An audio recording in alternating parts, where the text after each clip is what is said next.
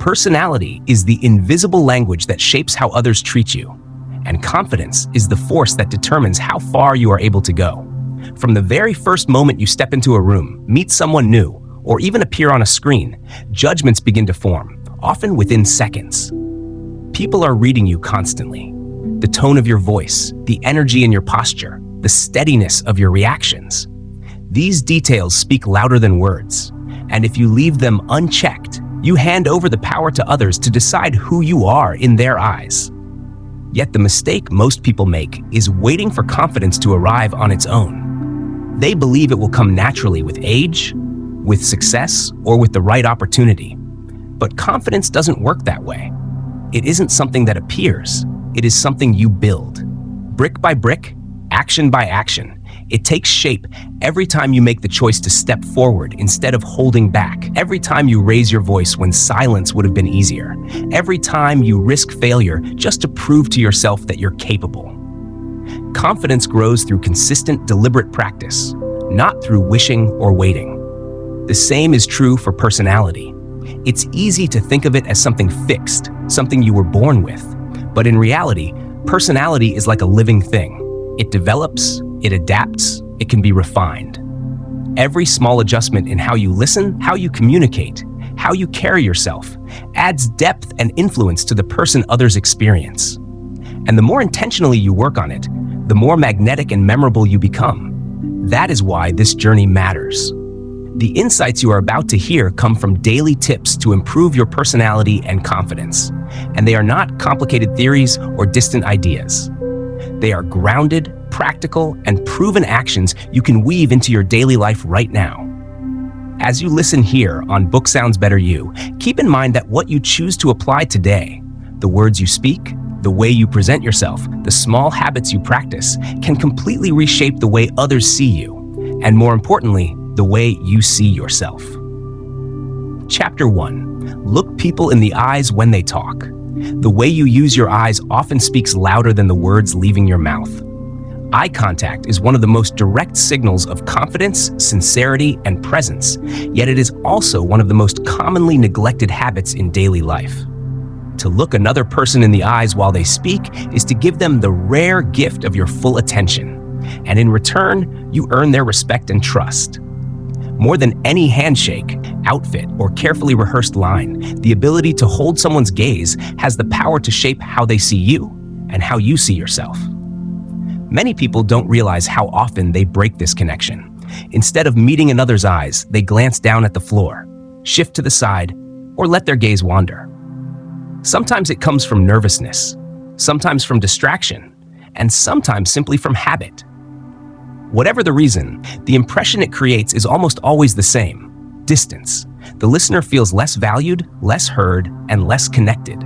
Compare this with the opposite experience, speaking to someone who holds steady eye contact, not in an intimidating way, but in a calm, grounded presence. You immediately feel acknowledged, respected, and even drawn in. That is the silent magic of this skill. Looking someone in the eyes is about more than visibility. It is about connection. It tells the other person, you matter. I am here with you. What you say has weight. And it tells yourself, I am not afraid to be seen. I am strong enough to hold my ground and be present. This is why cultivating eye contact is one of the fastest and most powerful ways to build both personality and confidence. Think of the leaders you admire, the mentors you respect, or even the friends you feel safest with. Chances are, when you picture them in conversation, they are not looking over your shoulder or scrolling through their phone. They are meeting your eyes. They are present. They make you feel like the only person in the room. That is not an accident. It is a deliberate practice, and it is one you can learn too. Of course, for many people, the idea of holding eye contact feels intimidating at first. Your instincts may urge you to look away, to hide from the intensity. That discomfort is normal. Confidence does not arrive when the fear disappears. It arrives when you take action despite the fear. If you wait until you feel perfectly ready to practice eye contact, you may never begin. Growth starts by trying, even when nerves are present. The key is to start small. In your next conversation, hold eye contact for a few seconds longer than you normally would. Then gradually extend that time. Over days and weeks, you will notice the discomfort fading, replaced by a sense of steadiness. The more you practice, the more natural it becomes, until looking someone in the eyes feels less like a task and more like a reflection of who you are. There are practical ways to make this easier. When someone speaks to you, orient your body fully toward them. Remove distractions. Don't glance at your phone or let your eyes wander around the room. Instead, focus. Notice the color of their eyes if it helps you maintain steadiness. When you respond, keep your gaze steady for a few seconds, then look away briefly before returning. This creates a rhythm that feels natural and prevents the intensity of a constant stare. As you build this habit, you'll see two transformations unfold. First, in the way others treat you. People lean in, share more, and respect your presence because they feel that you are fully engaged. Second, in the way you feel about yourself. Eye contact anchors you in the present moment, making you feel grounded, stable, and clear. That clarity is what true confidence feels like. In professional settings, eye contact communicates authority and reliability. Think of the difference between a speaker who avoids the audience's eyes and one who looks directly into them. One feels uncertain, while the other feels trustworthy. In personal settings, eye contact conveys warmth and sincerity. When you meet someone's gaze, you send a wordless message that they matter to you. In every setting, it silently declares, "I believe in myself." And the more you practice it, the more that belief becomes not just an appearance, but a truth you live from. Balance, however, is essential. Confidence is never about aggression. A piercing, unbroken stare can feel hostile. So remember that the goal is presence, not dominance. Think of your gaze as a bridge, not a spotlight. When others speak, your eyes should tell them, "You matter to me right now." When you speak, they should say, "I stand by what I'm saying." Over time, this practice begins to change your identity. You stop fading into the background. You no longer shrink in group conversations. You stop questioning whether you belong in the room. Instead, you walk in with a quiet strength that people can sense without a single word. And in the process, you begin to believe something even more important. You believe in yourself. Eye contact also draws you out of the noisy loop of overthinking. Instead of rehearsing what to say next or worrying about how you appear, you are grounded in the present. That presence is magnetic. People want to talk to you, listen to you, and remember you. Real connection grows, not because you forced it, but because you chose to stay. If you've struggled with shyness or self-doubt, this is your doorway out. In the beginning, you will have to remind yourself, again and again, to hold someone's gaze. But in time, it becomes natural. You stop avoiding conversations. You stop whispering as though hoping not to be noticed. You begin to speak with clarity and certainty because your eyes have already declared, "I belong here." Consider this. When you walk into a meeting and you meet the eyes of those around you with calm confidence, people notice. They remember you. You stand out, not because you're trying to dominate the space, but because you show you are not afraid to be fully seen. The same applies in personal life. When you meet the eyes of a loved one, a friend, or even a stranger, you deepen connection in ways that words alone cannot achieve. That is why this habit matters so deeply. Looking people in the eyes costs nothing, requires no special talent, yet it reshapes your personality and confidence faster than almost anything else. It changes not just the way others see you, but the way you carry yourself in the world. So here is your challenge. Today, in every conversation, practice holding eye contact. Whether it's with a friend, a colleague, a stranger, or a cashier, look them in the eyes. If it feels uncomfortable, lean into it. That's when you are growing. That's when change is happening. Soon, you will notice that conversations flow more easily, that people respond with more warmth, and that you yourself feel stronger, more grounded, and more real. Confidence is not about pretending to be someone you're not. It is about being fully comfortable with who you are. Looking people in the eyes is a way of saying, "I will not hide. I am here. I believe in myself." Practice this daily, and the change will not take years. It will take days, because the moment you stop looking away, you start being seen, not just by others, but by yourself. And once you see yourself as confident, capable, and worthy, the world begins to reflect that back to you. Chapter 2. Say your opinion, even if it feels uncomfortable. The strength of your personality and the depth of your confidence are often revealed in the moments when it feels hardest to speak. Saying your opinion when it feels uncomfortable is not just a habit.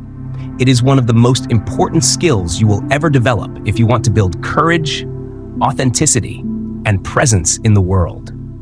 Every time you choose to voice your truth rather than swallow it, you tell yourself, I matter. My thoughts matter. My perspective has value. This is not about speaking only when it's easy. Anybody can share their views when the room is friendly, the topic is safe, and agreement is guaranteed.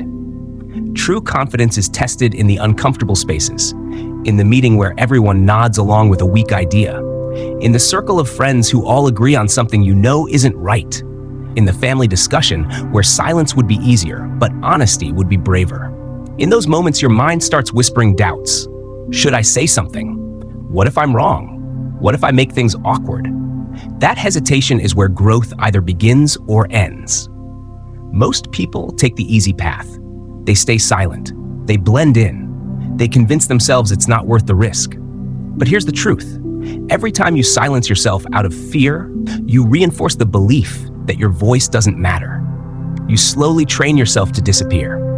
And if you repeat that long enough, you wake up one day realizing you've lived more of other people's lives than your own. That is not how confidence is built, and it is not how strong personalities are formed. The better choice, the harder choice, is to speak, even when your heart is racing, even when your hands tremble, even when the room feels heavy with potential disapproval. When you share your opinion in those moments, you prove to yourself that you are not controlled by fear. You show others that you are willing to stand for something, and over time, that habit begins to shape your very identity. Saying your opinion doesn't mean being harsh, rude, or trying to dominate. Confidence is not aggression. True confidence lives in the balance of expressing yourself honestly while still respecting the views of others. That balance earns respect.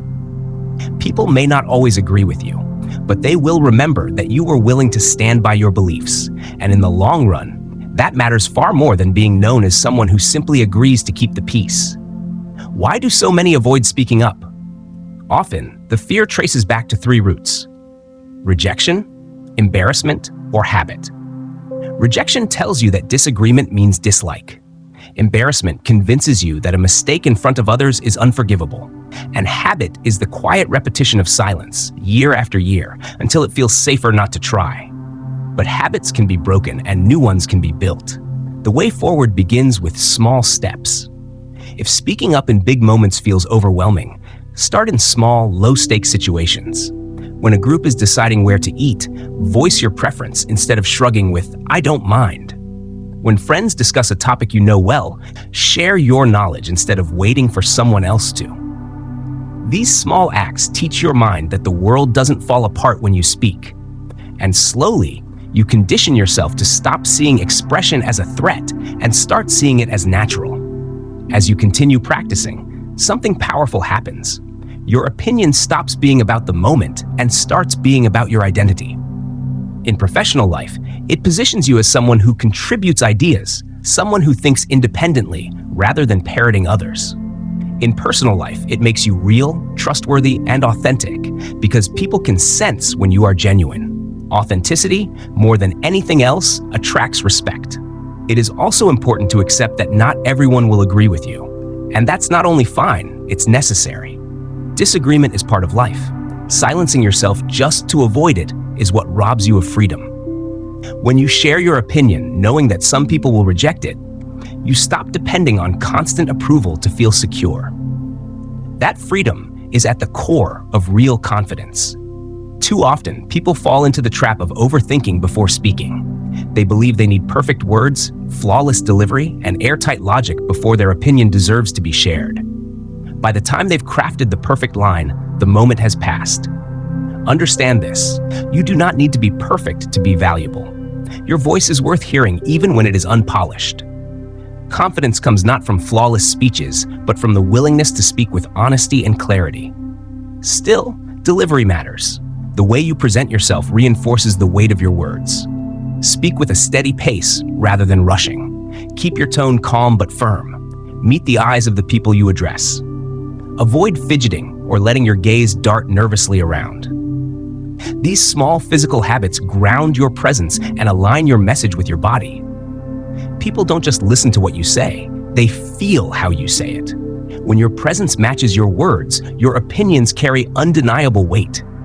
Speaking your opinion also transforms how you see yourself. You begin to feel responsible for your own life. You stop waiting for someone else to set the direction. You stop letting opportunities slip by while you hide behind silence. Each time you speak up, you build a quiet pride. Not the arrogant kind that boasts, but the steady kind that comes from knowing you honored your truth. That pride becomes a strength you carry into every interaction. There's another hidden benefit. When you speak your opinion, you give silent permission for others to do the same. Many people want to speak but hesitate for the same reasons you do. When you break the silence, you make it easier for them to follow. That courage creates deeper conversations, stronger teams, and more authentic relationships. Yes, discomfort will come. Your heart may race, your voice may shake, and your palms may sweat. But that is not a signal to retreat. It is a signal you are growing. Growth never feels completely comfortable. If you wait until the nerves are gone, you will wait forever. Courage is not speaking without fear. Courage is speaking in spite of it. One way to strengthen your resolve is to clarify your values ahead of time. Know what matters most to you. When you are rooted in clear values, it becomes easier to speak when those values are challenged. You don't scramble for an answer. You already know where you stand. That conviction makes your confidence shine because your voice is tied to your deeper self, not just the surface of the moment. Remember, too, that speaking your opinion is not about dominating the room. It is about contributing. Confidence is knowing that your perspective matters. Wisdom is knowing that others' perspectives matter too. When you can respect both, you become the kind of person people want to hear because they know you are not speaking to overpower, but to engage. With time, this practice evolves from courage to habit. You will notice yourself hesitating less. You will feel more natural addressing a group, voicing your stance in a meeting, or sharing a different view among friends. What once felt like a mountain will begin to feel like normal terrain. The people who create impact in life are rarely the ones who always stayed safe and silent. They are the ones who were willing to risk discomfort in order to live authentically. If you want to build a personality that commands respect and a confidence that endures pressure, you must become one of those people. So here is your challenge. The next time you feel hesitation, the next time your chest tightens and your mind whispers that it would be easier to stay quiet, choose differently.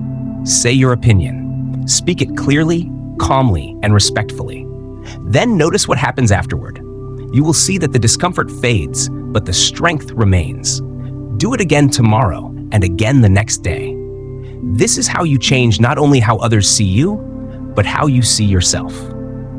Each time you speak your truth in an uncomfortable moment, you reinforce the belief that your voice matters, your presence matters, and your courage is stronger than your fear.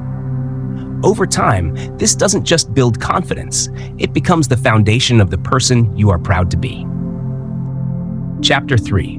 Greet people first to show you are confident. Confidence often reveals itself in the smallest of actions, and one of the clearest signs of it is the willingness to greet people first.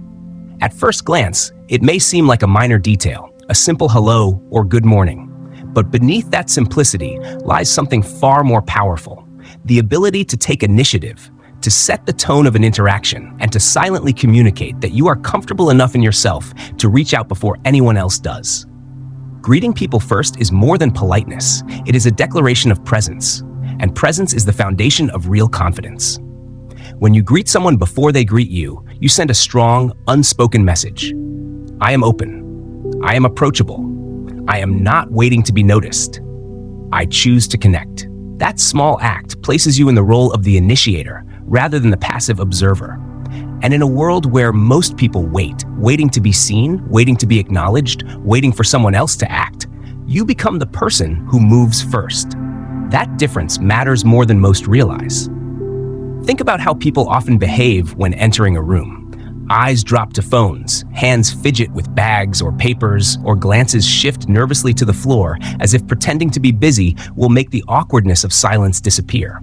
Many hesitate, waiting until someone else makes the first move. Yet what does that hesitation communicate?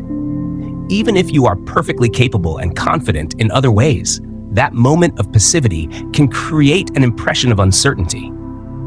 Confidence, however, is about presence without hesitation, and greeting people first is a simple but effective way to show exactly that. Consider how it feels when someone greets you warmly the moment you arrive.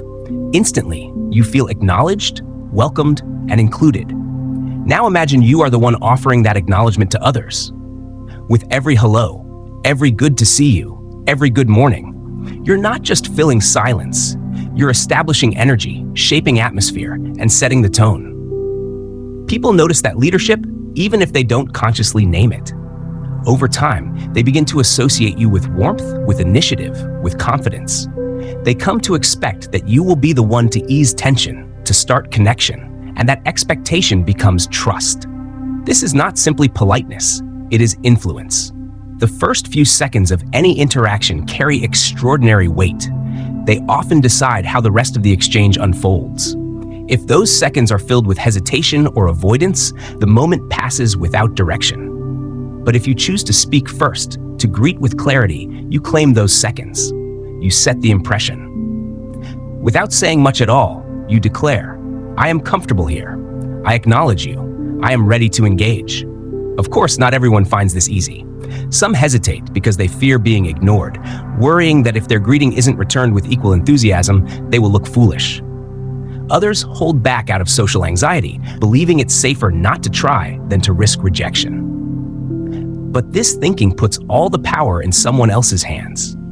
Confidence is not about controlling outcomes. It is about acting from your own strength, regardless of outcomes. Even if someone barely acknowledges your greeting, the most important signal has already been sent to yourself.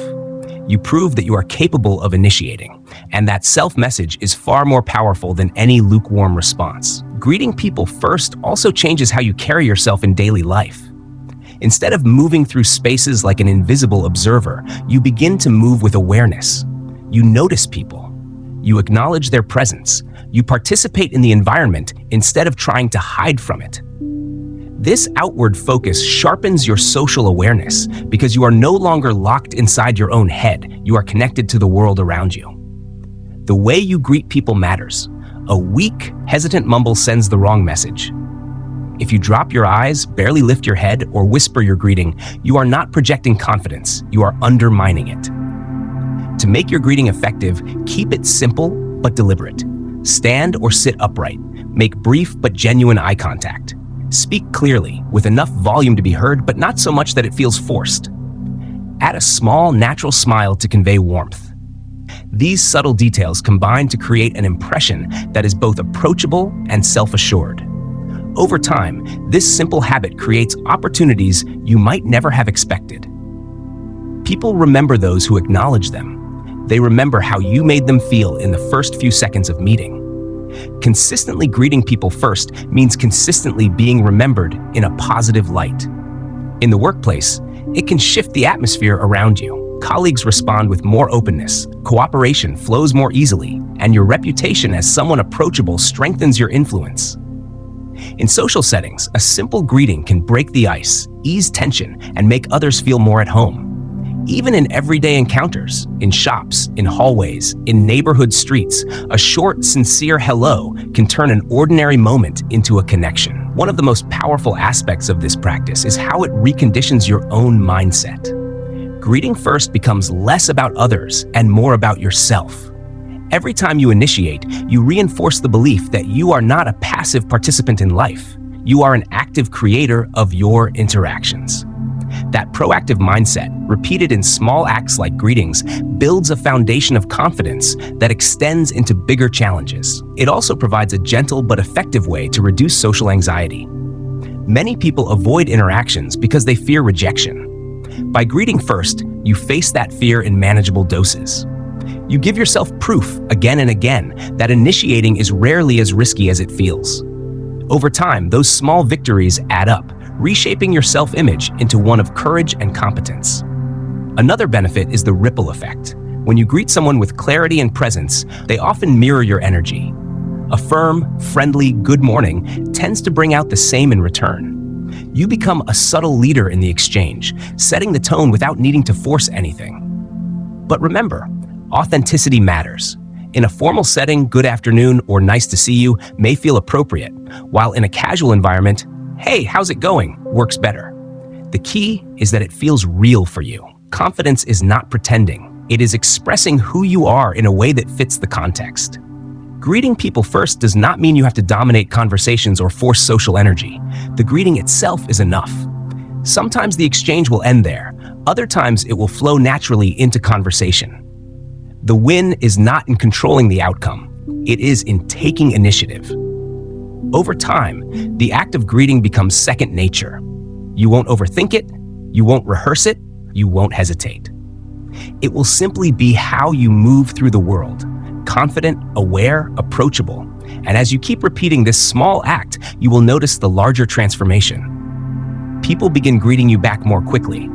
Conversations start more easily. Group interactions feel more relaxed because you know you can handle those first few seconds with confidence. You stop hiding, you stop waiting, you start living with presence. In the end, greeting people first might look like a small detail, but it is often these small details that shape how others experience you. With every greeting, you reinforce not just to others, but to yourself. I am confident. I am here. I am not afraid to connect. And with each repetition, that message becomes truer until it is not just a habit, but part of who you are. So here is your challenge. In your next interaction, catch the moment before someone else greets you and step in first. Say hello. Say good morning. Say, how are you? Notice how it feels to be the one who initiates. At first, it may require conscious effort, but soon it will no longer feel like something you have to do. It will feel like something you naturally are, the person who takes the lead, who shows confidence in the simplest, most human way possible. By greeting people first, you're not just being polite, you're shaping your identity as someone present, approachable, and unafraid of being seen. That is the kind of confidence that leaves a lasting impression, visible not in your words alone, but in your actions, your presence, and the way you make others feel. And when you consistently project that kind of presence, the world reflects it back to you, reinforcing the truth you have been building all along, that you are confident, capable, and worthy of connection. Chapter 4. Control your tone so people respect your words. Respect is not only earned through the content of your words, it is shaped by the tone that carries those words into the world. The truth is, people decide within seconds whether they will take you seriously, not simply by what you say, but by how you say it. Your tone has the power to strengthen your message, making it sound confident, intentional, and worthy of attention. Or it can weaken it before your meaning is even understood, leaving others distracted by the way it was delivered, instead of focused on the point you were trying to make. Tone is one of the most underestimated elements of communication. Two people can deliver the exact same sentence, and yet their impact will be completely different depending on how steady, calm, or intentional their voice sounds. One person speaks with clarity and balance, and the room leans in to listen. Another rushes, mumbles, or lets sharp edges creep into their words, and the room tunes out before the message even lands. This is why tone matters. It is the frame that shapes the picture of your communication. Without the right frame, even the best picture loses its value. When you learn to control your tone, you show more than verbal skill. You show self-control. You reveal that you are intentional, that you respect both yourself and the people you are speaking to. And respect, when given, is almost always returned. Many people spend their energy searching for the perfect words, but words are only half the story. Tone is what gives those words their true weight. The first step to mastering tone is awareness. Many people go through life completely unaware of how they sound to others. They believe they are speaking calmly, but their voice carries hidden tension. They think they are being passionate, but what comes across is aggression. They intend to sound confident, but what others hear is rushed, defensive, or dismissive. To bridge this gap, you must first notice. Pay attention to how your voice changes under stress, under excitement, under frustration. If you truly want to accelerate awareness, record yourself in conversation. Although it may feel uncomfortable to listen back, it is one of the most effective ways to hear what others hear and what you may need to adjust. Once you become aware, the next step is to manage your breathing. Breath is the foundation of tone. A rushed, shallow breath almost always leads to a rushed, uneven tone. Think of how your voice sounds when you've just climbed a flight of stairs, or when you're anxious before an important conversation. Short, clipped, uneven. Now contrast that with how your voice sounds when you are calm, breathing deeply, steady, and deliberate. The difference is striking. People who master their breath can master their tone. Try pausing to take a slow breath before speaking, especially in tense moments. You'll find that simply filling your lungs fully helps you slow down, and slowing down creates authority. Volume plays a crucial role as well.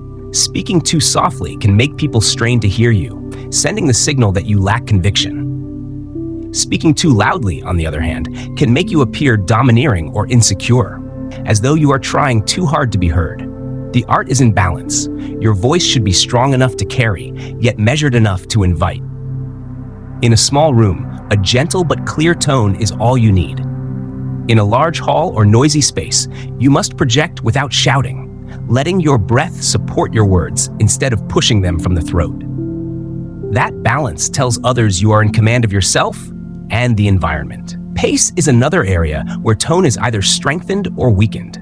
Many people, especially when nervous, rush through their words as though eager to escape the discomfort of speaking. But rushing communicates insecurity. It tells listeners, "I want this over with." By contrast, when you slow your pace, pausing long enough for each point to settle, you show confidence. You signal that your words matter enough to be absorbed. Silence itself becomes part of your tone, the pause before an important statement, the breath between ideas. The greatest speakers in history understood that tone is not just sound, it is also space. The emotional quality of your tone has perhaps the most direct impact on others. A calm, steady tone builds trust and encourages open conversation. A sharp, sarcastic, or impatient tone creates defensiveness, even if the content of your message is reasonable. The best communicators learn to align their tone with their intent. If your goal is to persuade, let your tone be warm, inviting, and steady. If your goal is to set a boundary, let it be firm, clear, unwavering, but not hostile. The moment your tone turns hostile, people stop hearing your words and start defending themselves against your delivery. And yet, one of the greatest challenges of tone is keeping it consistent when emotions rise. Anger can push your voice higher. Frustration can make it sharper. Even excitement can make it rushed or unbalanced. But here lies one of the greatest advantages you can develop: the ability to stay measured when emotions are high. Imagine a heated argument where voices are raised, tones sharpen, and tension builds. Now picture the one person who keeps a calm, steady tone, measured and firm without shouting. Instantly, they command attention. Instantly, they become the anchor in the storm. People naturally lean toward that steadiness because it signals strength. This kind of control does not come from pretending you don't feel emotions.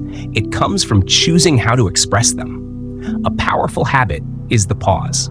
When you feel emotion rising, allow yourself 2 or 3 seconds before speaking. That short pause is enough to prevent words from spilling out uncontrolled. It gives you space to choose your tone intentionally. In professional settings, that pause can keep you from sounding defensive or careless. In personal relationships, it can prevent unnecessary escalation. With practice, that pause becomes second nature and tone control becomes a natural strength. Your tone also determines how people remember you. Think back to the last time someone spoke to you in a dismissive or irritated tone. You may not remember their exact words, but you remember the feeling. The same is true in reverse. A respectful, calm, confident tone leaves a memory of maturity and reliability. Long after the words fade, the tone lingers. People don't just remember what you said, they remember how you made them feel. To improve your tone, seek out role models. Watch skilled speakers, leaders, or even colleagues who hold attention when they speak. Notice their use of pauses, their pacing, their balance between authority and warmth. Then practice in your own way. Remember though, tone control is not about stripping away emotion. A flat, monotone voice is as ineffective as an uncontrolled, erratic one. The goal is to keep your natural expressiveness, but to shape it with intention. Expressive enough to engage, steady enough to earn trust, that is the sweet spot where influence lives. Different situations call for different tones. Motivating a team requires more energy in your voice. Addressing a conflict may require a slower, gentler pace. Speaking in front of an audience requires projection and rhythm. Adjusting your tone to match the moment shows intelligence, awareness, and adaptability. People respect those who can read a room and respond with the right balance. Tone is especially critical in disagreement. Raise your voice, and your message gets lost behind the volume. Stay calm and deliberate, and your opponent must engage with the substance of your words. This difference often decides whether a discussion moves forward or dissolves into conflict. Developing tone control is not something you master in a single day. It is built through repetition, through conscious practice in both easy conversations and difficult ones. Start now. In your next few interactions, pay attention not just to what you are saying, but to how you are saying it. Notice the effect on others. Do they lean in? Do they relax? Or do they tense and withdraw? Ask yourself, was it the content or was it the tone? Over time, this awareness becomes instinct, and instinct becomes power. And when tone control becomes instinctive, the rewards are enormous. You will find yourself listened to with greater openness. You will discover that disagreements resolve more often than they explode. You will lead with influence instead of force. You will communicate in a way that leaves people not only understanding your words, but respecting you as the one who spoke them. Tone control also transforms the way you see yourself. When you know you can handle difficult conversations without losing your balance, you carry yourself differently. You walk into rooms with steadiness. You stop fearing that you'll be misunderstood because you know you can guide the message with clarity and respect. That knowledge gives you the courage to speak more, to share ideas you might otherwise hold back, to step into opportunities instead of shrinking from them. Imagine this. A young professional has brilliant ideas, but is constantly overlooked in meetings because their tone is rushed, soft, and uncertain. Their words are intelligent, but their delivery makes them seem unsure. Over time, they practice, slowing their breath, steadying their pace, adding volume just enough to carry. Slowly, the room begins to listen. Colleagues lean in. Leaders nod. The same ideas, now delivered with a controlled tone, begin to carry weight. Their career transforms not because their ideas changed, but because their tone gave those ideas the authority they deserved.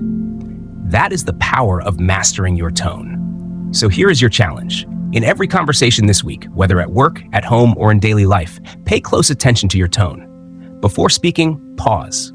Breathe. Choose the pace, volume, and emotional quality that match your intent. Train yourself to align your voice with your message. Do this consistently, and you will notice people listening, not because you demand attention, but because you earn it. In the end, tone is more than sound. It is respect made audible, and when people respect your words, they respect you. Mastering your tone is one of the most reliable ways to shape how others respond to you and how you see yourself. The more you practice, the more natural it becomes, and the more powerful your communication grows. In every room, in every conversation, in every chance to speak, your tone will become your strength, and with it, you will carry the quiet authority of someone who has learned not just to talk, but to truly be heard. Chapter 5. Stand still when speaking to hold full attention. Before people even hear the meaning of your words, they are already reading the language of your body. The way you stand, the way you move, the steadiness of your posture, all of it sends silent but powerful signals. That is why if you want your words to carry full weight, if you want people to lean in and truly listen, one of the most effective things you can do is surprisingly simple. Stand still. Stillness, when used with intention, communicates strength, certainty, and control. It anchors attention in a world full of distraction. Every movement you make while speaking has meaning. If your body fidgets, shifts, or wanders, the audience feels it long before they consciously process your words. Restless motion dilutes your message. Eyes start following your movements instead of following your meaning. People walk away remembering how much you paced or shuffled instead of remembering what you actually said. But when you stand steady, rooted, calm, and deliberate, your presence commands attention. You tell your audience, whether it is one person across a table or 100 people in a room, I am certain, I am in command of myself. My words are worth hearing. This does not mean you must be stiff or frozen. Stillness is not rigidity, it is composure. It is the art of minimizing distractions so that when you do move, it feels purposeful and intentional. Think of a great actor on stage.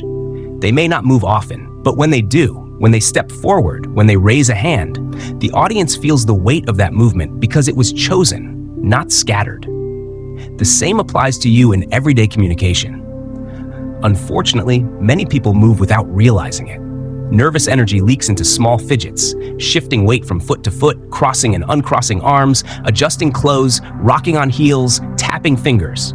Sometimes they even pace back and forth, as though motion itself will make the nerves disappear. But instead of creating calm, this restlessness does the opposite. It broadcasts uncertainty. The audience sees it, they feel it. And no matter how good the words are, the delivery loses power. The first step towards stillness is awareness. Begin noticing what your body does when you speak. Do you sway unconsciously? Do you rock, tap, or shuffle? These habits feel harmless, but they erode authority. Once you recognize them, you can replace them with grounding habits. Stand with your feet shoulder-width apart, weight evenly balanced. Relax your shoulders. Let your arms rest naturally at your sides when you are not using them to emphasize a point. This position looks confident, but more importantly, it feels stable. That stability calms your nerves and anchors your presence. From this foundation, you can add purposeful movement. A small step forward when making an important point signals conviction. A deliberate hand gesture can illustrate an idea. But the difference is that these movements support your words instead of competing with them. Audiences should never feel you are moving because you are unsure. They should feel you are moving because the movement itself reinforces the message. Stillness has another benefit. It allows your voice to settle. Constant movement often makes your breathing uneven, which makes your speech sound rushed or shaky. When you stand steady, you breathe deeper, your tone steadies, and your pace becomes more deliberate. People hear not only what you are saying, but also the confidence underneath it. There is also a psychological effect. Stillness in the speaker creates stillness in the listener. When you appear fully composed, when your energy is contained rather than scattered, people instinctively quiet themselves to match you. They focus, they lean in, they feel you are fully present with them, and that presence is magnetic. Stillness, however, should not be mistaken for lifelessness. Energy is vital. The most compelling speakers are not statues. They are alive with expression, but their energy flows into their words, their tone, their eyes, their facial expressions, not into restless hands or feet. When energy is focused, it amplifies your message. When it is scattered, it distracts from it. Think of some of the greatest speakers in history. Many could stand almost motionless on stage and hold the attention of thousands. They did not need to pace wildly or wave constantly. Their presence was enough. They had mastered the art of stillness, not emptiness, but focused energy directed into every word. This principle applies just as powerfully in one-on-one conversations. Imagine you are speaking to a friend or colleague about something important. If you keep glancing away, shifting your stance, or fiddling with your hands, they will subconsciously feel that you are distracted, perhaps even unsure of yourself. But if you remain steady, make calm eye contact, and let your words land, they will feel the gravity of your message. Stillness says, I am here. I mean this. You can trust me. Of course, building the habit of stillness requires practice. Most people don't even notice how much they move until they deliberately try to stop. Start small. In a casual conversation with a friend, focus on keeping your feet planted. In a meeting, notice whether you sway or rock. Replace those movements with grounded posture. Over time, this awareness becomes second nature, and your body naturally takes on the stillness that communicates confidence. Stillness also affects pacing. When you're restless, your movements often speed up your speech, making you rush through points. When you are still, you gain control of time. You can pause after an important sentence and let it resonate. Those pauses, when paired with stillness, feel powerful, not awkward. They tell the audience you are confident enough to let silence work for you. In professional settings, this skill sets you apart. People who stand still while they speak are perceived as more credible, more authoritative, more trustworthy. They don't look like they are trying to prove themselves. They look like they already belong. In leadership, this is invaluable. The ability to hold attention without demanding it, simply by presence, makes influence effortless. Stillness can also calm your nerves. Nervousness often shows itself in restless movement.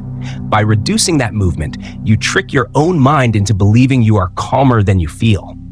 And because your body influences your emotions, the more you hold steady, the more confident you actually become. It is a feedback loop. Stillness creates confidence, and confidence reinforces stillness. A common misconception is that moving more makes you seem engaging, but engagement does not come from motion. It comes from meaning. If your words are clear, your tone steady, and your posture strong, you do not need constant movement to hold attention. In fact, too much motion usually reduces impact. Movement should punctuate, not dominate. A well-timed gesture, a purposeful step, a slight lean forward, these become powerful precisely because they are rare and intentional. The goal is to make stillness a natural part of your communication, not something you only switch on in formal settings. Practice it in daily life. Greet a neighbor with steady posture. Explain something to a colleague while keeping your feet planted. Talk with family while consciously reducing restless motion. Slowly, stillness becomes your default, and others begin to associate you with calm authority. The results are undeniable. You will notice people interrupt you less often because your steadiness commands space. You will notice they lean in more because your presence draws them in. You will notice your words being remembered more because nothing distracted from them. Over time, stillness becomes one of your strongest tools. Not loud, not flashy, but powerful in its quiet certainty. In the end, every conversation offers you a choice. You can scatter your presence with restless movement, or you can anchor it with stillness. The first divides attention. The second gathers it, focuses it, and delivers it straight to your words. So here is your challenge. In your next conversation, resist the urge to sway, shuffle, or fidget. Plant your feet, relax your shoulders, steady your hands. Speak with focus and let your stillness support your message. It may feel strange at first, but soon you will feel the difference. People will listen longer. They will respect your words more. And most importantly, you will respect yourself more, because you will know you are in control of your body, your message, and your presence. Stillness, when paired with confidence, is unforgettable. It tells the world, I am here, I am certain, my words matter. And when you communicate with that kind of presence, people cannot help but listen. Chapter 6. Challenge yourself daily with tasks you usually avoid. Growth does not come from what is easy. It comes from what you avoid. The fastest way to build lasting confidence and shape a strong personality is not by repeating the things you are already comfortable with, but by facing, day after day, the very tasks that make you hesitate. Everyone has them. The call you've been putting off, the message you've left unanswered, the workout you keep delaying, the conversation you dread, the project you secretly doubt yourself on. These avoided tasks form a hidden pattern in your life. Each time you skip one, you whisper to yourself, I'm not ready. I can't handle this yet. And over time, those whispers accumulate into a belief that you are not enough. The only way to break that cycle is to reverse it. Instead of avoiding, you face. Instead of stepping back, you step forward. You make it a daily practice to deliberately choose the very tasks that trigger your resistance. And when you do, something remarkable happens. You begin to rewire your own identity. You stop being the person who runs and start becoming the person who faces. That shift is the foundation of confidence. Challenging yourself daily does not mean setting out to accomplish the impossible. It does not mean forcing yourself into overwhelming situations or attempting superhuman feats. It means deliberately stretching yourself in ways that push you just beyond comfort.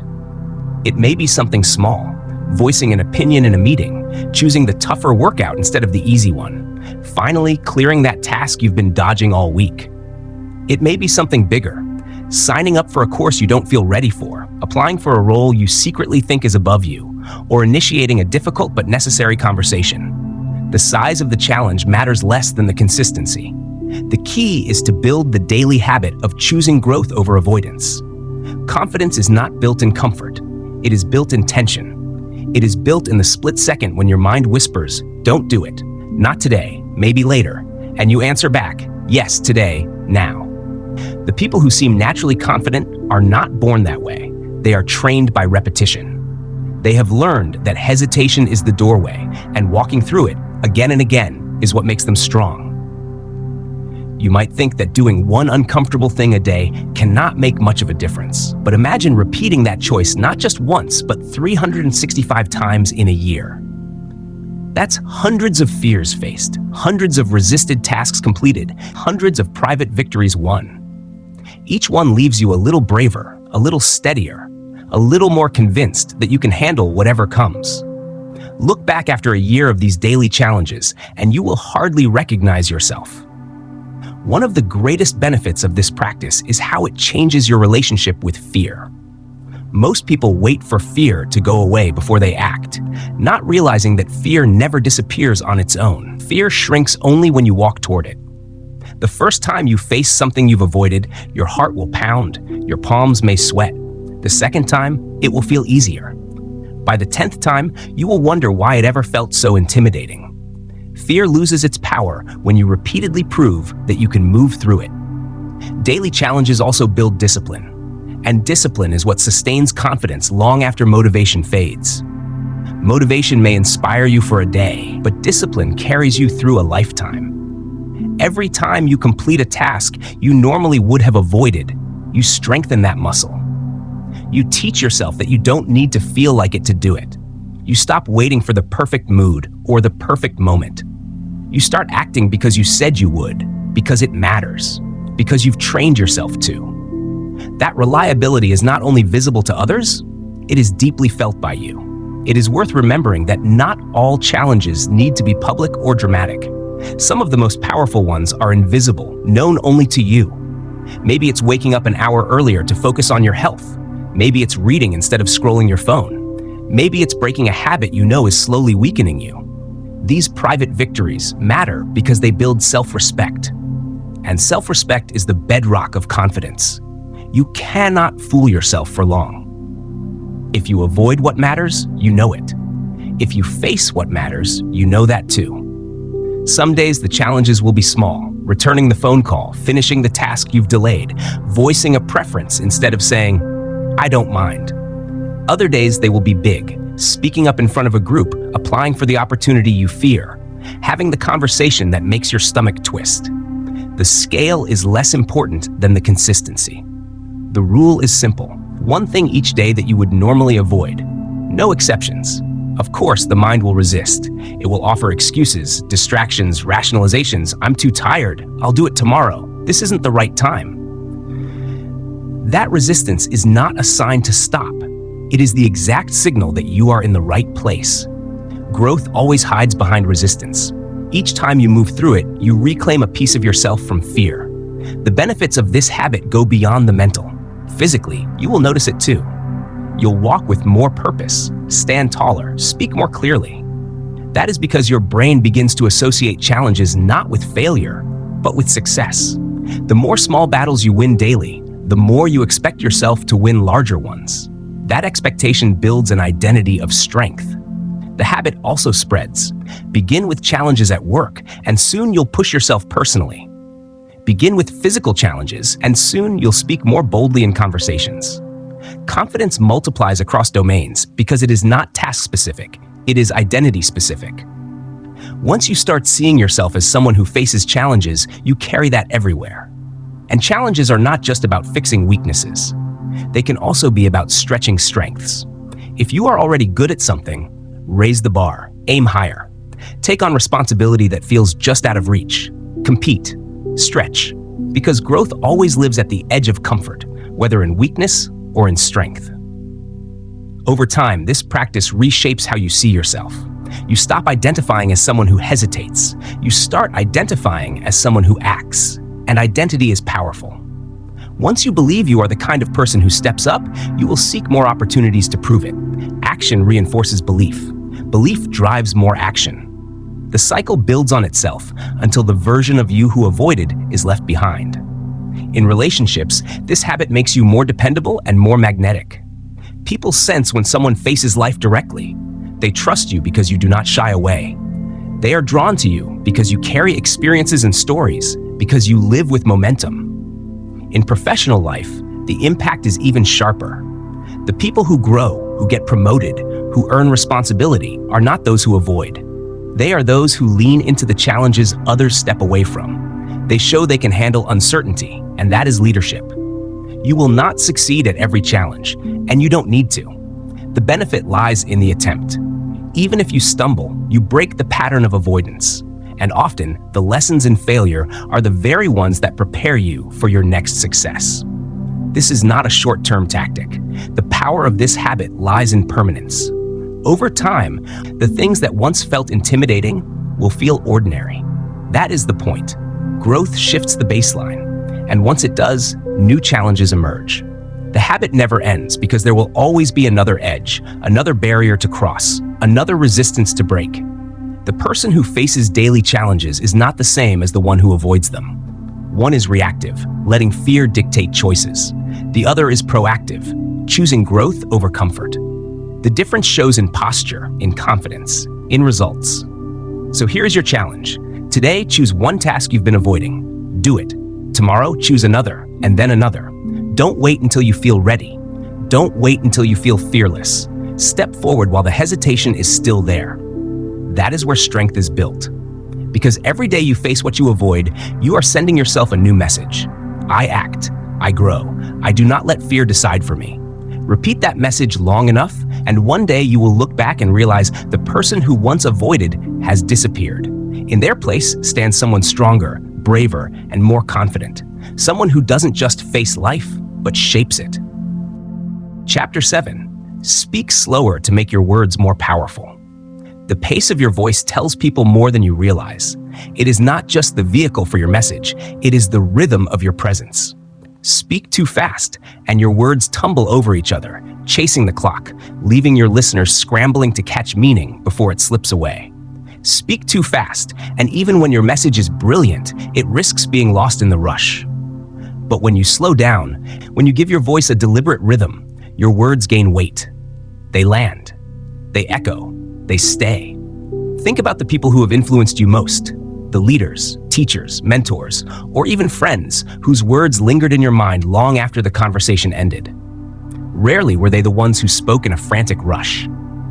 More often, they spoke with calm pacing, letting each sentence breathe. They gave you the gift of time to process and feel what they were saying. That is the essence of speaking slower.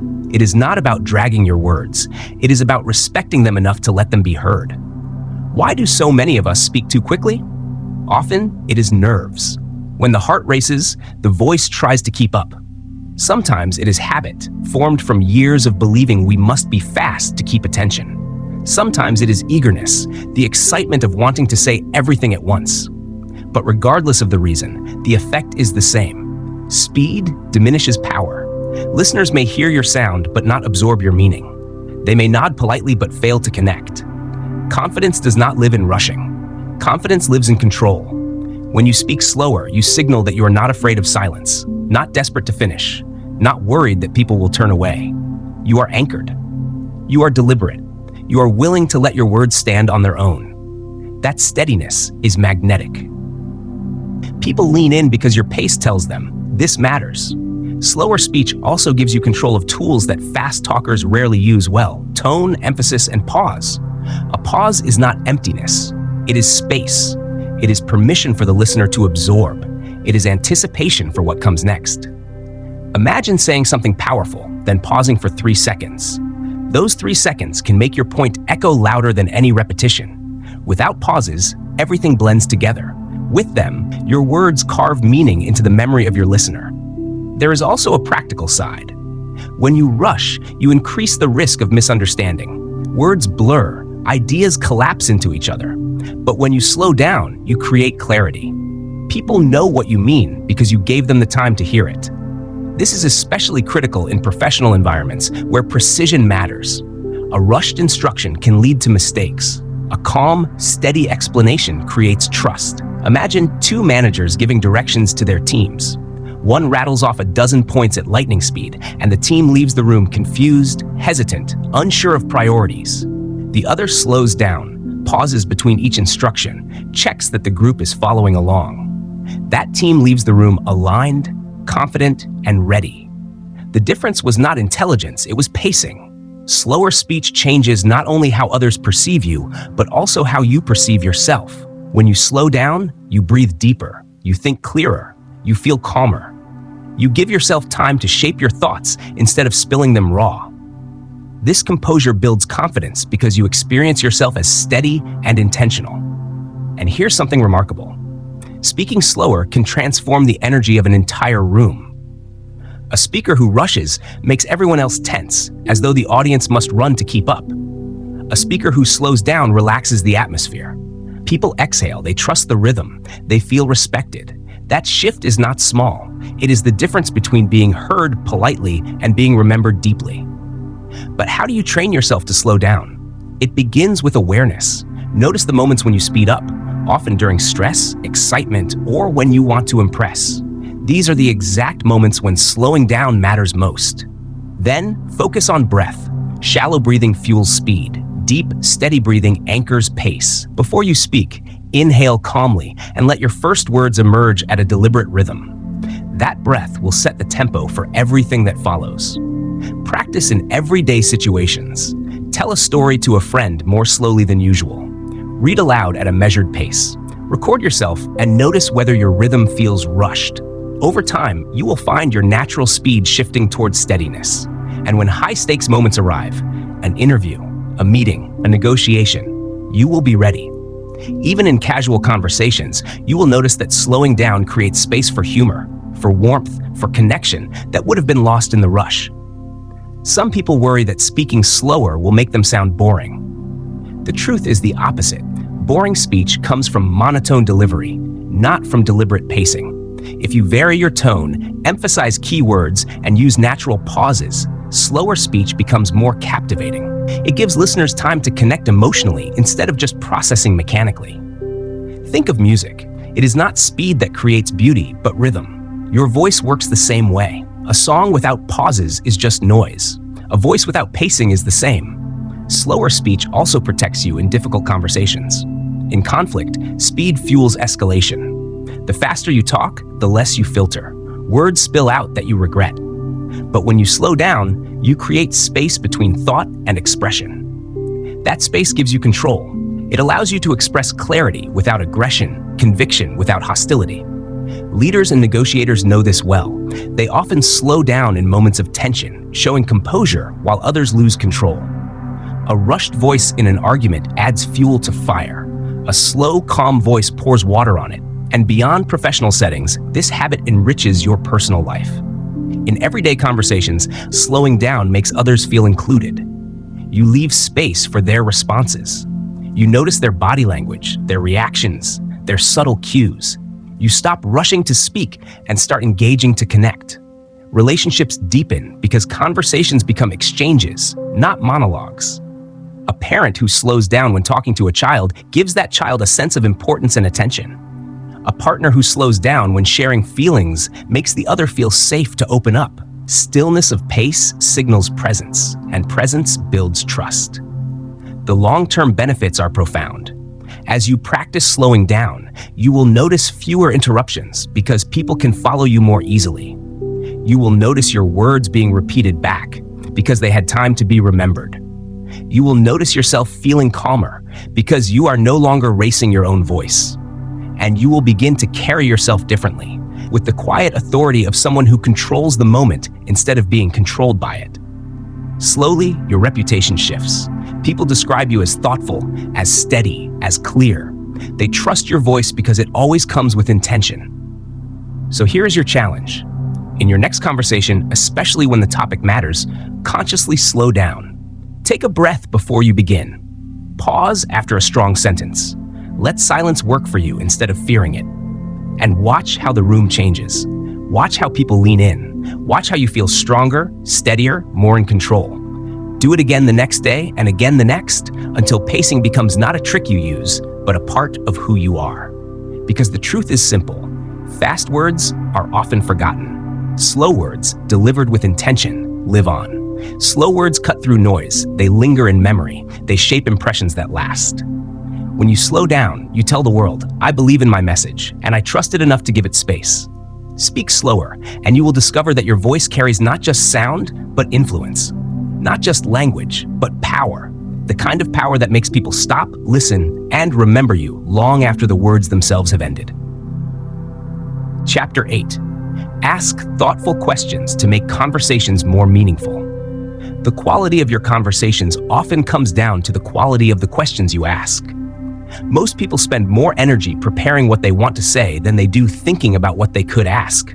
But the truth is, a single well-placed question can transform a moment.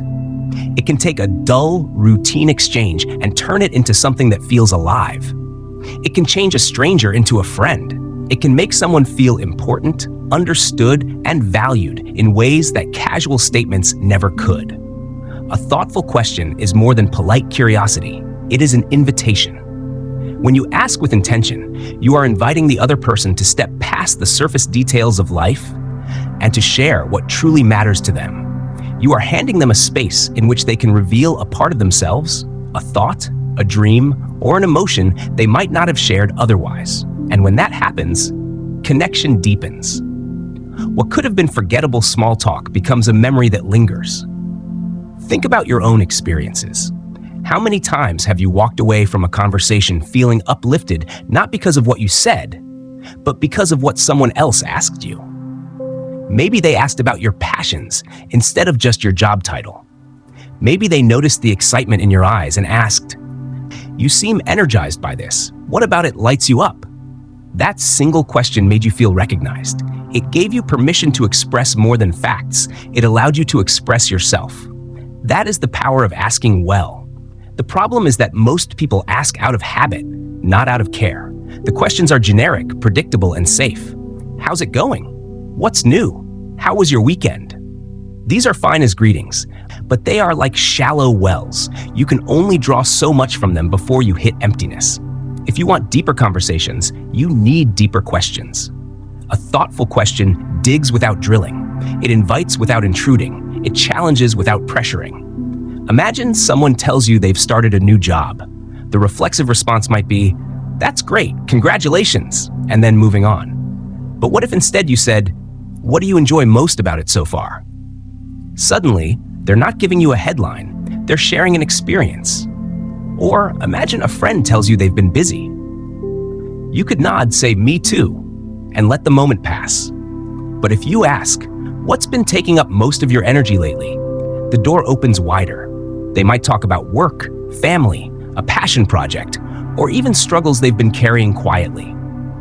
The difference between a generic reply and a thoughtful question is the difference between information and connection. When you ask thoughtful questions, you also shift the spotlight away from yourself and onto the other person.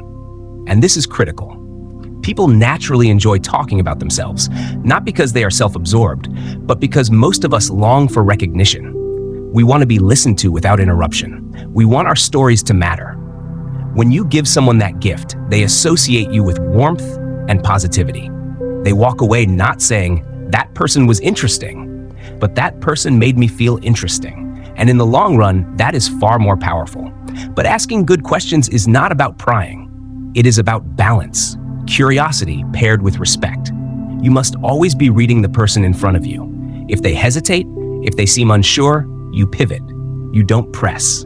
Sometimes the most thoughtful move is to steer the conversation gently elsewhere. The goal is not to dig into hidden secrets. The goal is to create space where sharing feels safe. To master this skill, you need to listen beyond the words. Active listening means paying attention to tone, to pauses, to the emotions between the lines. If someone's voice tightens when they mention a project, you might ask, "That sounds like it was a lot. How did you handle it?" That question shows that you noticed, that you were awake to more than just the facts. People open up when they realize someone is truly paying attention, not just waiting for their turn to speak. This ability transforms conversations from one-sided exchanges into living, breathing dialogues. Instead of topics bouncing around like ping-pong balls, there is flow. One answer naturally leads to the next question. Silences stop feeling awkward because they are filled with thought, not emptiness. And this rhythm keeps people engaged because they feel guided, not pushed, valued, not interrogated. In professional settings, the difference is enormous. Imagine two leaders. One delivers instructions like orders and rarely asks questions. The other pauses and asks, "What's your perspective on this?" Or, "What do you need most from me right now to make progress?" Which one builds stronger trust? Which one inspires more loyalty? The leader who asks thoughtful questions creates a culture of openness where people feel involved rather than dictated to.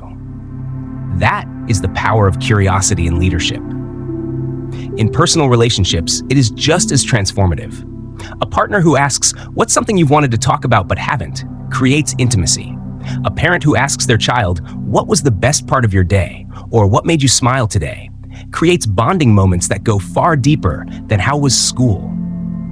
These simple shifts remind the people you love that they matter to you, that you are interested in more than their routines.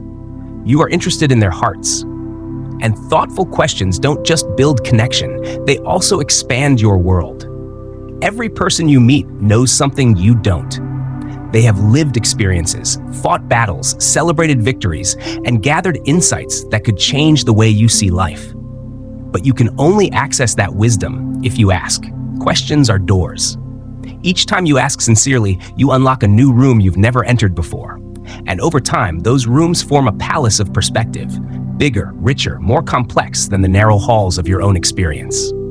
Patience is part of this art. Sometimes the best answers are not immediate. They require silence, reflection, thought. If you rush to fill that silence, you rob the other person of the chance to go deeper. Don't fear pauses. They are not signs of disconnection, they are signs of consideration. In fact, often the most meaningful truths only emerge when someone feels safe enough to stop, think, and then speak. Your mindset before entering a conversation matters. Instead of asking, "What should I say?" ask, "What can I learn?" That shift changes your posture, your tone, your presence. It keeps you alert, curious, and flexible. Suddenly, questions flow naturally. They come not from a memorized script, but from genuine interest in the human being in front of you. And when they sense that authenticity, they respond in kind. Even your body language plays a role. If you ask a thoughtful question, but your eyes wander to your phone, the power of the question dies instantly. But if you lean in slightly, nod, and meet their eyes, the question grows stronger. It is reinforced not just by sound, but by presence. Communication is never just words. It is tone, timing, posture, attention. One of the most beautiful outcomes of this practice is reciprocity. When you show genuine curiosity, people often mirror it. They begin asking you thoughtful questions. They match your depth. What began as you drawing them out becomes a shared exchange where both sides feel equally valued. This is how acquaintances become friendships, how friendships become bonds, and how bonds endure. Over time, you will notice the ripple effect. People will begin to open up to you more quickly.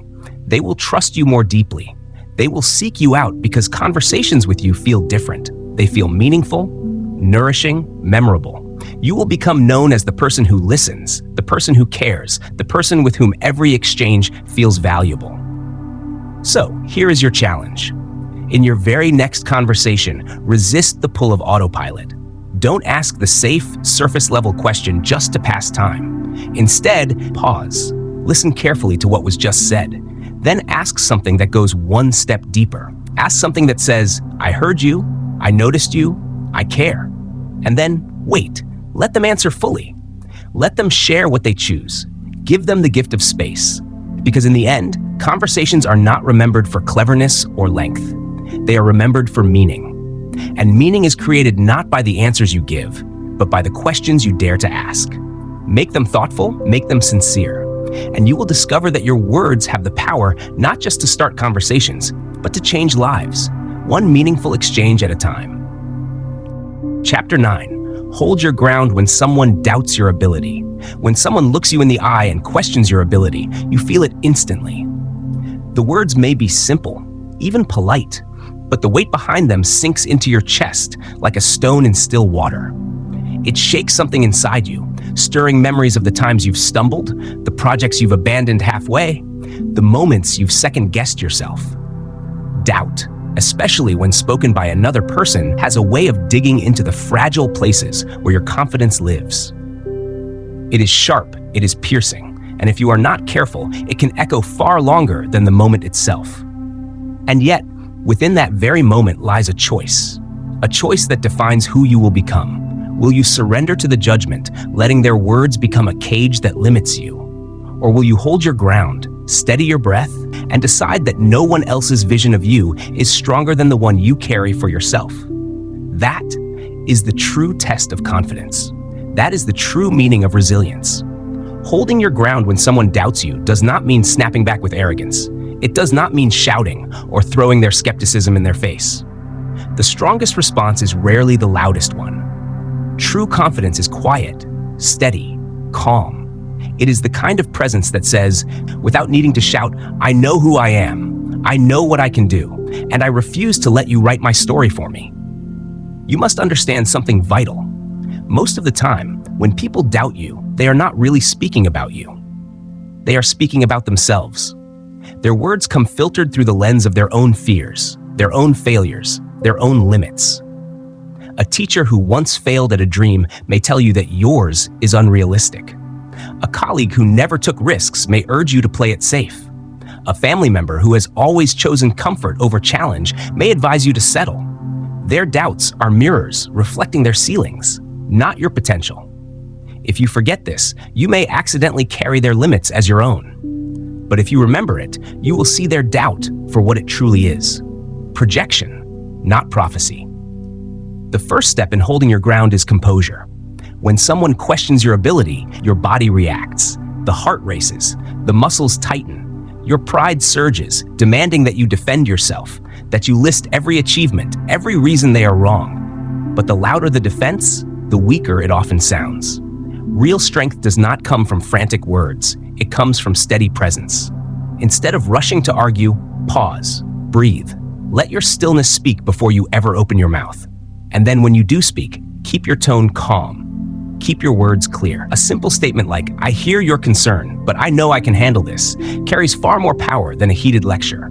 And what follows next matters most. You show them through action, through consistency, through results. Because results silence doubt better than any speech ever could. But not all doubt is loud or direct.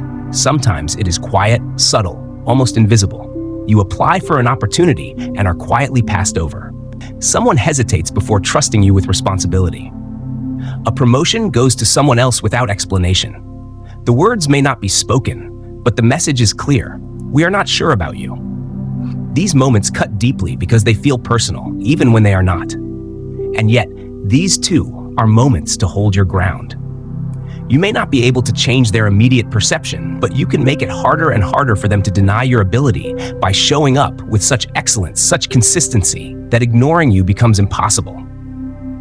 And then there is the hardest doubt of all, the kind that comes from within. Because when someone else doubts you, their words are painful, yes, but if that inner voice rises to agree with them, the effect multiplies. When your own mind whispers, "What if they're right? What if I can't?" the external criticism suddenly gains terrifying power. This is why preparation matters so much. Every time you put in the work, every time you sharpen your skills, every time you finish a task you once avoided, you build evidence for yourself. Evidence that becomes armor. So when your own self-doubt whispers in the shadows, you can answer it with proof. I've done this before. I've overcome worse. I know I can do this again. Public doubt is another battlefield entirely. Perhaps someone questions you in a meeting, in front of your colleagues, or in a classroom full of eyes. The pressure to defend yourself immediately can feel overwhelming. But once again, the strongest response is not fiery words, but steady composure. Remaining calm when criticized publicly sends a message louder than anger ever could. I am unshaken. I do not need to prove myself with noise. My results will do the talking. And believe me, people notice. They notice the person who keeps their head steady under fire, who doesn't break when challenged. That person earns respect far more lasting than someone who wins a heated argument. And you must learn this truth. You will never gain universal approval. You do not need everyone to believe in you. You do not need to silence every critic. There will always be voices telling you that you can't, that you shouldn't, that you won't. If you stop every time one of those voices rises, you will never move forward. Holding your ground means accepting that doubt is part of the journey and learning to walk anyway. But doubt, if you choose, can become your fuel. Think of every story of greatness you've ever heard. Behind almost every victory stands a chorus of voices who once said, "It cannot be done." Athletes too small told they'd never compete at the top. Entrepreneurs laughed at for their wild ideas. Writers rejected again and again before their words reached the world. Doubt could have ended their stories, but instead, they turned it into energy. They didn't just want to prove people wrong. They wanted to sharpen themselves until their results spoke louder than any critic. That is the choice before you. Let their doubt weaken you, or let it refine you into someone even stronger. And let's not forget the importance of professionalism in these moments. Responding with sarcasm or bitterness may feel satisfying for a moment, but it undermines your credibility. But when you respond with focus, with persistence, with consistent performance, you gain something that no critic can take away: respect. Even if the person who doubted you never admits they were wrong, others will see how you carried yourself. They will remember your composure, your discipline, your excellence. That reputation will outlast every whisper of doubt. Preparation is your anchor. Belief without skill is fragile, but belief supported by preparation is unshakable. Do the work before the spotlight comes. Study, train, practice, anticipate challenges. Build the kind of quiet confidence that comes not from wishing, but from knowing. Then when someone doubts you, you won't need to scramble for courage. You'll already have it. Sometimes, holding your ground means boldly asking for the chance. Give me the opportunity, and I'll show you. This is not begging for approval. It is claiming responsibility. It is stepping into the arena and saying, "Judge me by my results." And when you are given that chance, you must deliver. Not halfway, not with excuses, but fully, because one undeniable performance can change the way people see you forever. Over time, as you hold your ground again and again, something profound shifts inside you. Doubt no longer stings the way it once did. It no longer feels like an insult. It feels like a challenge, a test, a stage on which to demonstrate resilience. Each doubt becomes another chance to prove to yourself that you are more capable than you once believed. And with every success, your confidence deepens. Not the fragile confidence built on others' applause, but the kind of unshakable self-belief built on your own persistence and proof. Holding your ground is not stubbornness. It is not blind pride. It is clarity. It is refusing to let someone else's limited vision set the boundaries of your life. It is standing firm in your preparation, your resilience, your growth, and saying, "I will not hand over my belief to anyone else." So when the doubters come, and they will, meet them with steadiness. Don't shrink. Don't rush. Don't waste your energy in anger. Stand tall. Let your calm presence do half the talking. Let your results do the rest. Even if no one ever says the words aloud, they will know. More importantly, you will know. You will know that you refused to surrender, that you chose resilience over retreat, that you claimed your right to define yourself.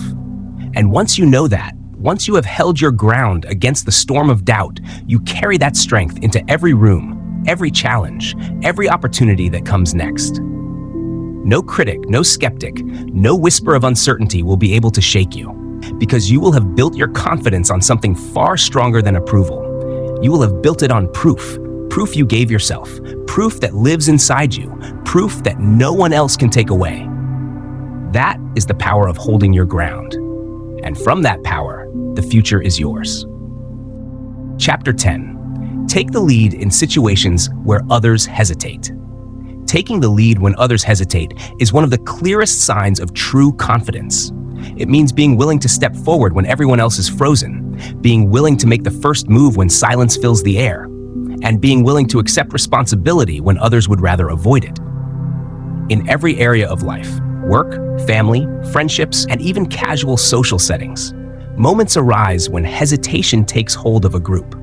People look at one another, unsure of what to do next, waiting for someone else to take the risk. And in those moments, the person who dares to lead changes not just the outcome of that moment, but also the way others perceive them, and even more importantly, the way they perceive themselves. Hesitation spreads like a shadow. One person stays quiet, then another, until the entire group is paralyzed. Each person feels the weight of uncertainty and silently prays that someone else will relieve them of it.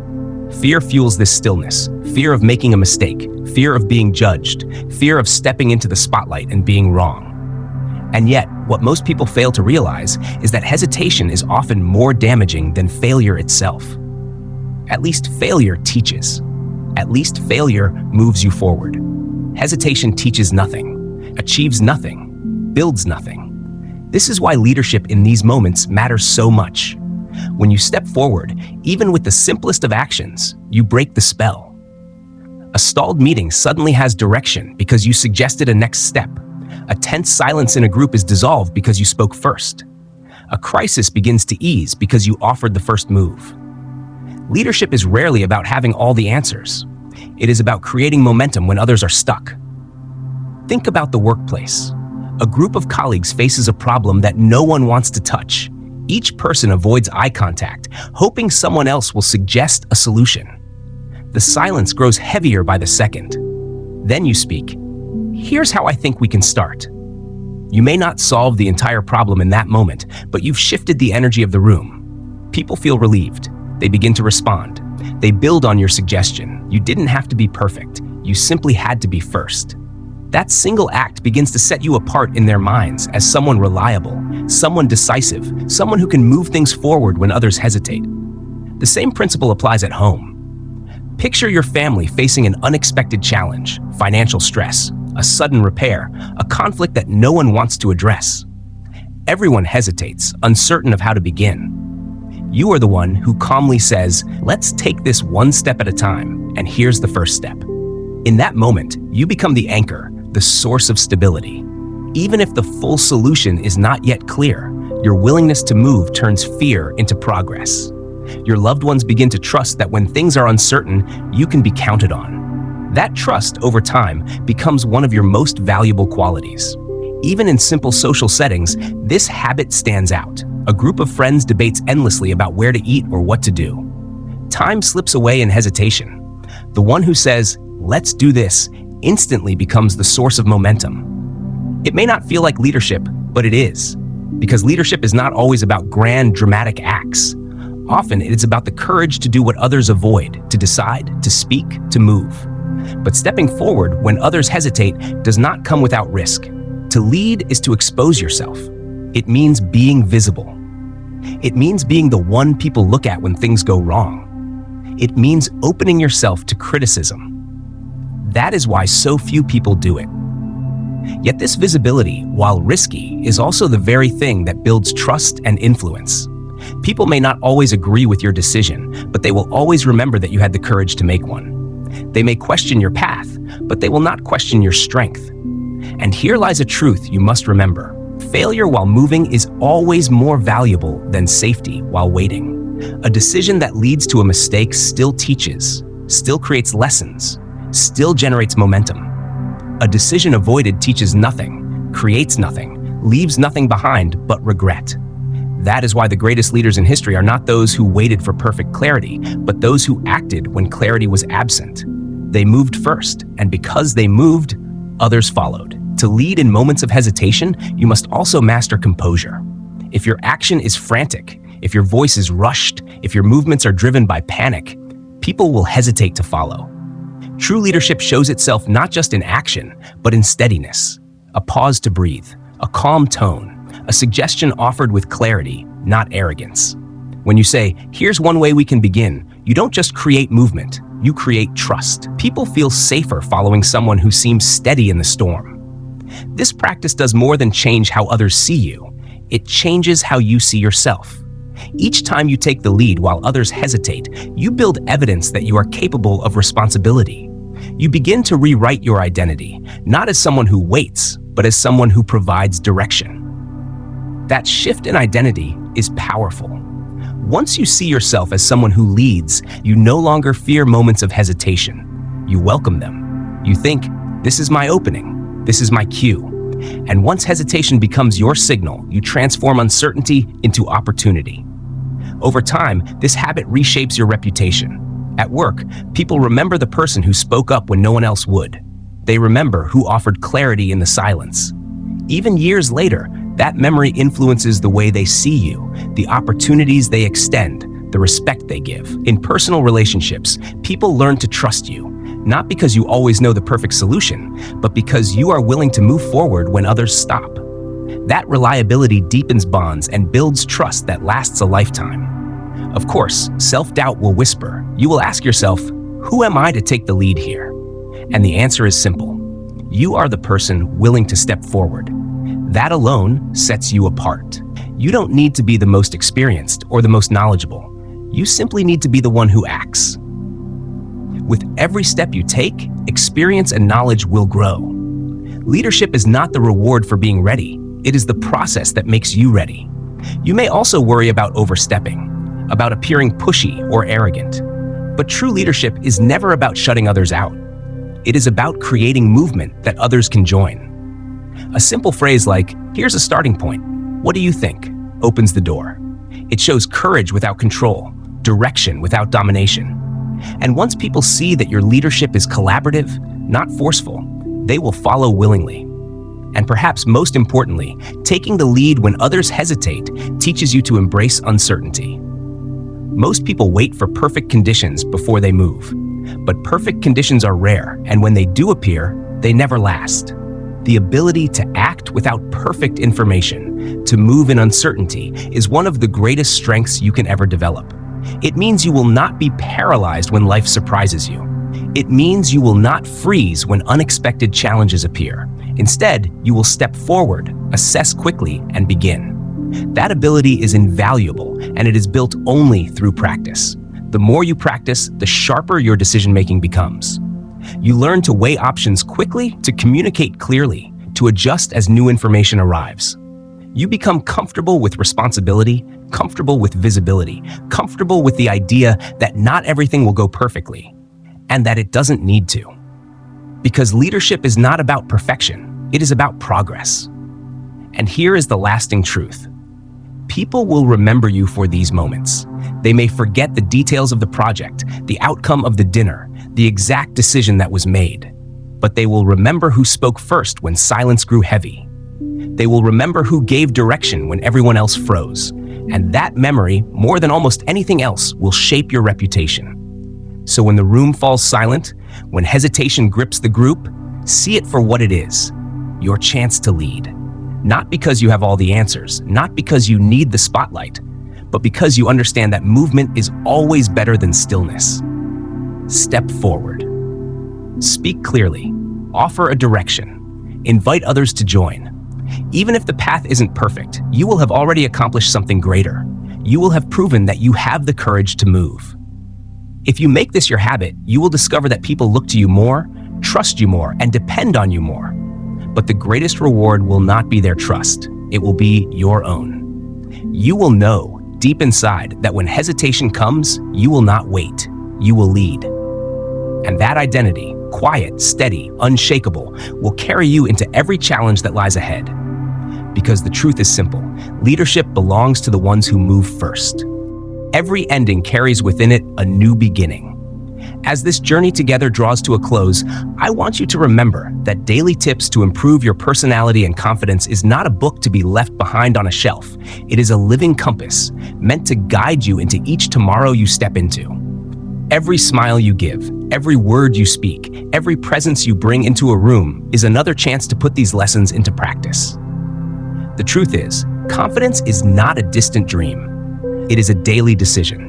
It is the quiet courage to stand tall when others shrink, the gentle strength to speak when silence feels easier, the willingness to see yourself not through the eyes of doubt, but through the truth of your own worth. Personality is not a mask you put on. It is the light you allow to shine more freely each day you choose authenticity. And so I want to thank you from the heart for choosing this journey, for giving your time and your attention to these words, and for trusting Merce. Book sounds better you to walk beside you. You are proof that growth is possible, that change is always within reach, and that a better version of yourself is already waiting to be lived. My call to you is this: let today be the day you stop waiting and start embodying. Take even the smallest piece of what you've learned and put it into motion, because confidence does not bloom in theory. It grows in action, in the lived moments of your life. Let your words carry respect. Let your presence radiate calm. Let your choices remind the world and yourself that you matter. And as you move forward, my wish is simple. May you never again doubt that you belong. May you find joy in your own skin, and may every step you take reveal the quiet, unstoppable power that has always lived within you. Carry these truths with you, and let them shape not just who you are, but who you are becoming. This is not goodbye. It is the opening of a new chapter, written by your own choices, lived out in your own courage. Go forward, lead with confidence, live with heart, and never forget, you already hold the power to become the person you've always hoped to be.